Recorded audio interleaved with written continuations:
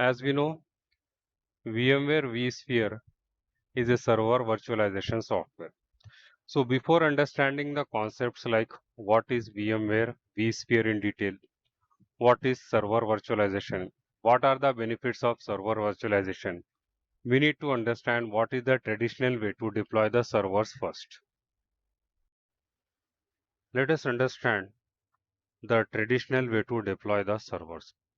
The traditional data centers or server rooms. Server rooms means it is a room where we install the server. So traditional server rooms are filled with several physical servers. So if you visit any traditional server room or data center, you will see so many servers installed in the server room. Okay, in this example, we have some racks.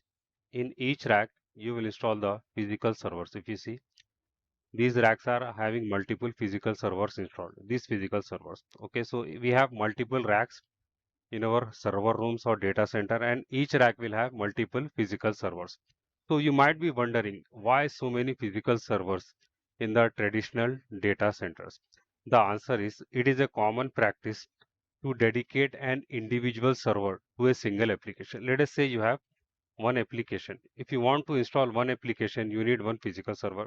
If you want to install two applications, you need two physical servers. If you want to install 100 applications, you need 100 physical servers. The ratio in the traditional data center is 1:1.